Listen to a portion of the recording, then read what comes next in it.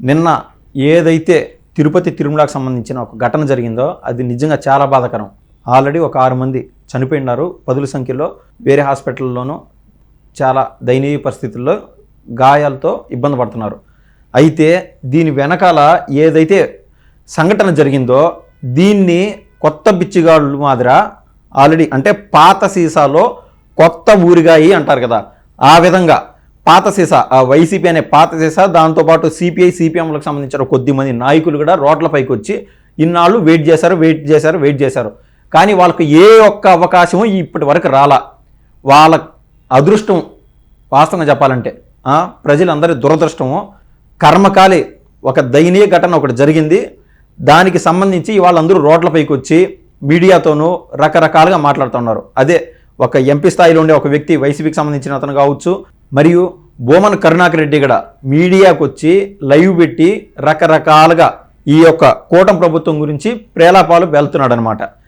అయితే దీనికి సంబంధించి దీంట్లో ఎవరిది తప్పు, దాంట్లో లొసుగులు ఏమున్నాయి, దాన్ని మీ ముందు క్లియర్గా వివరించాలనుకోండా. తిరుమల తిరుపతి దేవస్థానం యొక్క దైవం శ్రీ వెంకటేశ్వర స్వామితో ఆల్రెడీ ఒక వ్యక్తి పెట్టుకున్నాడు. 7 కొండలు ఉంటే దాంట్లో ఒక కొండ నామరూపాలు లేకుండా చేద్దాం అనుకున్నాడు ఆ రోజున. అయితే ఏమైందో మనం అందరం చూసాం. తర్వాత ఈ యొక్క దేవుడి పైన ఏ రోజు భక్తి లేనటువంటి ఆ పార్టీ యొక్క అధినేత కనీసం డిక్లరేషన్ ఇచ్చి తిరుమలలోకి దేవుడి దర్శనానికి వెళ్ళాలంటే అది ఒళ్ళు బరువో లేకుండా ఉంటే ఆయన యొక్క మానసిక పరిస్థితి బాగలేకనో హిందూ మతం అనే పేరు ఎత్తుకోవడానికి ఆయనకు ఒళ్ళు జుబుక్సాకరంగా ఉంటుందో ఏమో, దానికి జోడీగా దానికి రిప్లేస్మెంట్గా మానవత్వం అనే ఒక టాపిక్ తెచ్చాడు. ఇది నిజంగా సపరేట్ సబ్జెక్ట్ కావచ్చు కాక. అయితే దేవుడి పేరు మీద ఈరోజు ఏదైతే కావాలని కూటమి ప్రభుత్వాన్ని ఒక బూచిగా చూపించి చేస్తున్నారో అది చాలా అంటే చాలా తప్పు. ఆల్రెడీ మనం చెప్పాం కదా, దేవుడితో పెట్టుకున్న వాళ్ళు ఏమైందో ఆ గతి. అదేవిధంగా ఇప్పుడున్నటువంటి వైసీపీ అధినేత అదే కోవలో ముందుకెళ్తున్నాడు. సో చాలామంది రోడ్లపైకి వస్తున్నారు కదా, అదేవిధంగా మీడియా పరంగా మాట్లాడుతున్నారు కదా, వాళ్ళకి ఏం జరిగిందో క్లియర్గా ఒకసారి చెప్తున్నా వినండి. నిన్న బైరాగపట్టేడు దగ్గర పద్మావతి పార్క్ అక్కడ వైకుంఠ ద్వార దర్శనం నిమిత్తం టోకన్లు జారీ చేస్తూ ఉన్నారు.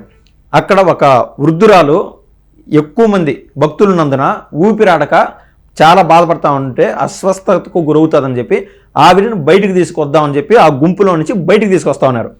ఆ టైంలో ఎప్పుడైతే డోర్ ఓపెన్ చేశారో ఆవిడ కోసం, చాలామంది భక్తులు ఉంటారు కదా, మనం దర్శనానికి వెళ్తాను ఉంటాం, మనకు తెలుసు ముందర ఏం జరిగేది మనకు తెలీదు, వెనకల డోర్ తెరిచినారా అని చెప్పి కొంచెం ఆ రెగ్యులర్ మోడ్ స్పీడ్గా భక్తుల్ని తోపులాట ఎక్కువైపోయింది. ఏది డోర్ తెరిచినారని చెప్పి కేవలం ఒక మహిళ కోసం, వృద్ధురాల కోసం ఆ డోర్లు ఓపెన్ చేసినారు. ఆ తొక్కిసలాట్లో అనుకోకుండా ఈ ఘటన జరిగిపోయింది, ఎక్కువ మంది చనిపోయినారు. అది పూర్తిగా ప్రభుత్వ బాధ్యత అని చెప్పి ప్రతిపక్షాలు అంటున్నాయి. అయితే మనం గతంలో చూసాం, ప్రభుత్వ చేతల్లో కన్నా ప్రతి చోట ప్రతి మూల సెక్యూరిటీ ఉంటే, గతంలో కర్నూలులో మొదలుపెట్టినప్పుడు ఎవరు చంద్రబాబు నాయుడు గారు సభలు బిగించేసినప్పుడు ఎలక్షన్స్కి 1 సంవత్సరం ముందు జగన్మోహన్ రెడ్డి గారు తట్టుకోలేకపోయేవాళ్ళు. అతనికి పర్మిషన్ ఇవ్వడం కూడా ఎక్కడ ఇచ్చేవాళ్ళు, చిన్న చిన్న గల్లీలో ఇచ్చేవాళ్ళు పర్మిషన్, అక్కడ బహిరంగ సభలు నిర్వహించుకునేదానికి. ఆ రోజు కూడా 10 మంది 12 మంది వరుసగా 2 సభల్లోనూ అలా చనిపోతే దానికి కూడా టీడీపీ పైన రుద్దడానికి ప్రయత్నం చేశారు. ప్రభుత్వంలో ఉండింది ఏ పార్టీ? వైసీపీ. పూర్తిగా బాధ్యత ఎవరిది? వైసీపీది. పూర్తి బాధ్యత వైసీపీ తీసుకోవాలి. ఆ సెక్యూరిటీ అనేది వైసీపీ చేతల్లో ఉంటాయి. అయితే 2021 నుంచి ఈ యొక్క తిరుమలలో టోకన్లు జారీ చేస్తూ ఉన్నారు. పూర్వం బాబుగారు ప్రభుత్వంలో ఉన్నప్పుడు ఈ టోకన్ల జారీ అంతా ఉండేది కాదు.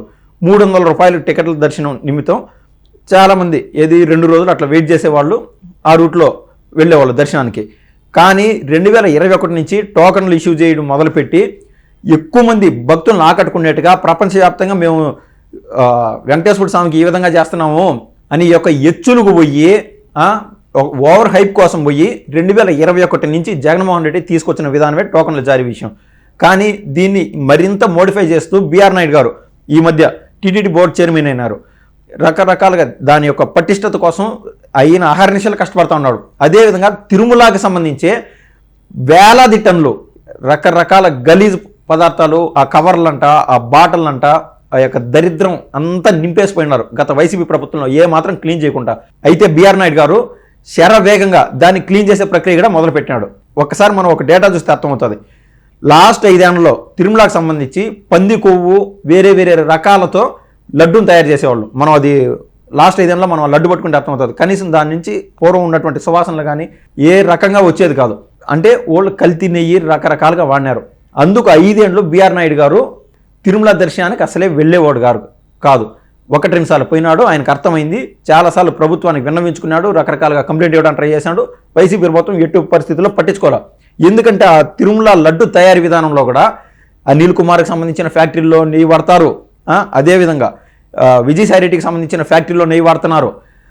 ఈ యొక్క ఏదైతే తిరుమలలో కూడా అవినీతి చరిత్రగా నింపినారు వాళ్ళు. అయితే ఇవాళ పూర్తి బాధ్యత ప్రభుత్వాన్ని అంటున్న వాళ్ళకి నేను సూటిగా 2-3 ప్రశ్నలు వేస్తున్నా. గతంలో కచ్చులూరు గుర్తుందా? కచ్చులూరు దగ్గర బోటు ప్రమాదంలో 40 మంది ఇమ్మీడియట్గా చనిపోతే మీకు గుర్తునే ఉంటుంది. కావాలంటే విజువల్స్ తీసి చూసుకోండి. బాబు గారు అంటే అప్పుడు ప్రతిపక్షంలో ఉన్నారు కదా, కనీసం అది అనుకోకుండా జరిగిన విషయంగా చూసారు కానీ దాని ప్రభుత్వం పైన నెట్టడానికి ప్రయత్నం చేయాల. అంటే దేవుడి దగ్గర ఇది జరిగినప్పుడు మీకు దేవుడే దొరికినారా రాజకీయం చేయడానికి? వేరేది ఏవి లేవా? ఇష్యూస్ ఏవి లేవా రాజకీయం చేయడానికి?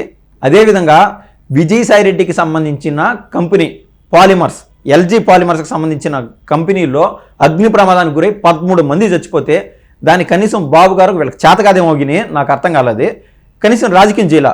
అది ప్రమాదంగానే చూశారు. అదేవిధంగా మనం చూసినట్లయితే జంగారెడ్డిగూడెంలో దాదాపు 41 మంది ఈ కల్తీ సారా తాగి అప్పటికప్పుడు ఉన్న పొలంగా చచ్చిపోయినారు. దాన్ని కూడా కనీసం రాజకీయంగా చూడాల వీళ్ళు. ఇదే వీళ్ళే కన్నా రాజకీయంగా చూసింటే మీరు 5 ఏళ్ళు మీరు మసిలేవాళ్ళు కాదు. 151 మంది ఎమ్మెల్యేలు ఉన్నారని మీరు ప్రేలాపాలు వెళ్తా ఉన్నారు కదా. ఇది మానవ తప్పిదము. అలా చూశారు కాబట్టి బాబు గారు మీరు ఇన్ని రోజులు కనీసం ఎక్సిస్ట్ అయినారు. కాబట్టి దీన్ని ప్రమాదంగా చూడాలనే కానీ అదే పనిగా ఇంటెన్షనల్గా ఏదో జరిగిందనో పెద్దది చేసి చూడకూడదు. కానీ ఎవరైతే అక్కడ చనిపోయినారో అదేవిధంగా గాయపడినారో వాళ్ళకి నా ప్రగాఢ సానుభూతి తెలుపుతున్నాను. ధన్యవాదాలు.